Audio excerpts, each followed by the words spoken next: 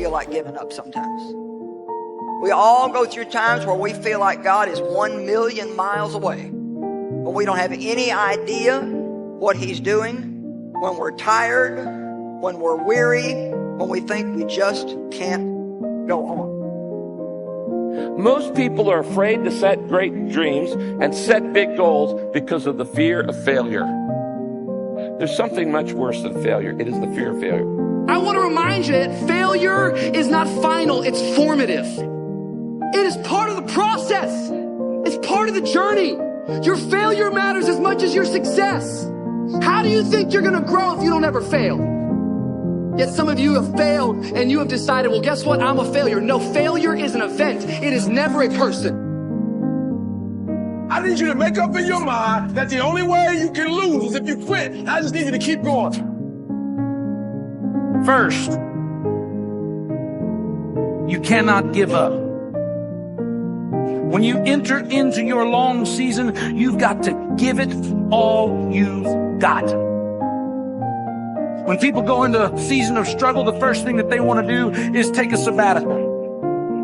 But whenever trouble comes, the only way that you can get through trouble is work your way through it. Make a declaration to yourself.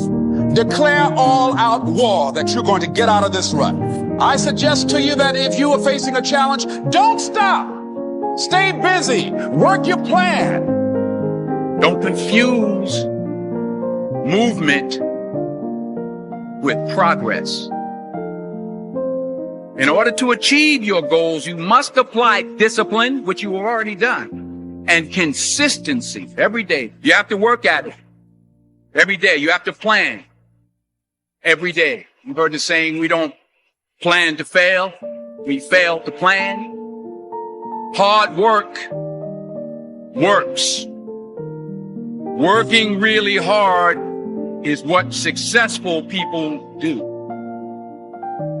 And I can tell you from my own personal experience, don't give up there. Develop your own compass and trust it.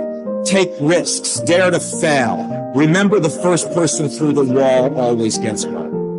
You're going to fall down, but the world doesn't care how many times you fall down as long as it's one fewer than the number of times you get back up. If you want to grow up, you want to be mature, there is no way to do it without pain. You can't grow up on the easy street. And the very thing that discourages you is the very thing that develops you.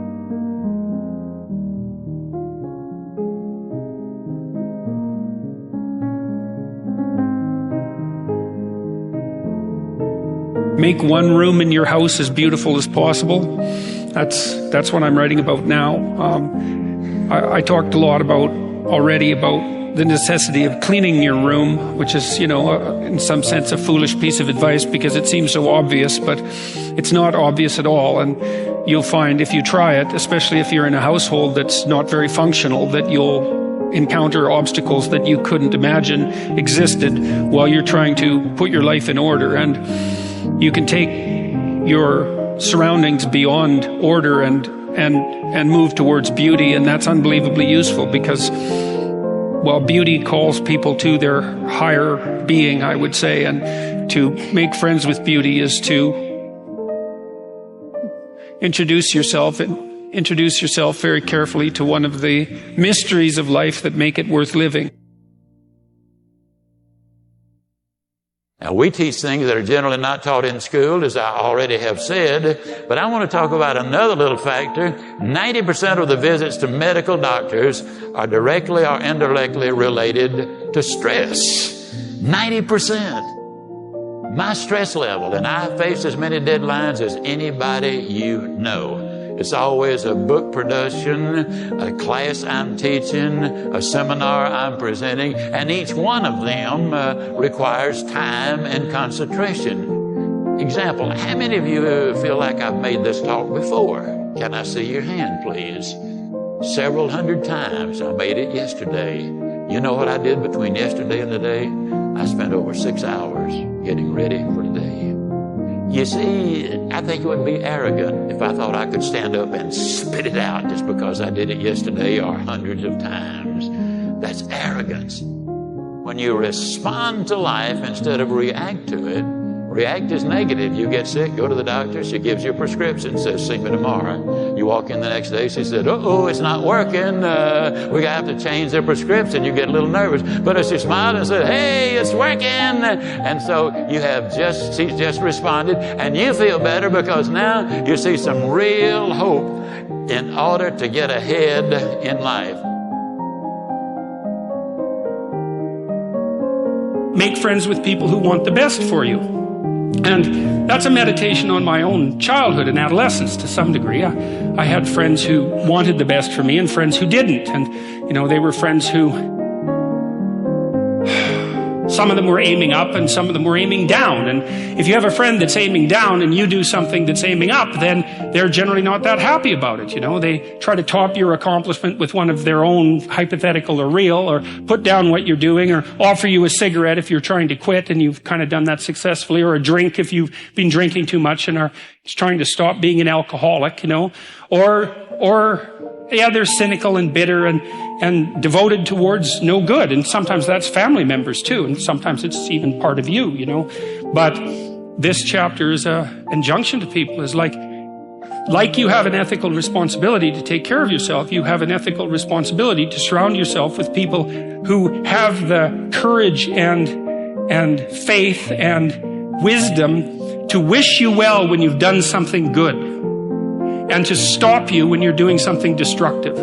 And if your friends aren't like that, then they're not your friends. And maintaining your friendships with them might not even be in their interest. And so it's a tricky argument to make, because I'm not saying, whenever anyone's in trouble, you should, push them into a ditch and then give them a couple of kicks. That's not the idea. The idea is that, but I had a couple of rules I didn't write about. One was be careful about whom you share good news with. And another was be careful about whom you share bad news with. And those rules ring in people's minds quite quickly. A friend is someone you can share good news with, You go to them and you say, hey, look, this good thing happened to me. And they say, look, I'm so happy that happened to you. Like, way to be. And they don't think, God damn it, why didn't that happen to me? And you didn't deserve it. Here's a bunch of reasons you're stupid and why it won't work. It's like, that's not helpful. And so I would say, if people are, the other thing people are doing, if they're trying to drag you down, let's say, is they're trying to see if you'll put up with it. Because they have this idea that maybe life isn't worth living and things aren't good, and that if they can besmirch, let's say, to use an archaic term, something that's pristine and good, then they demonstrate to themselves that there is no true ideal and that there's no necessary reason to be responsible and to strive forward. And so they use you as a test case.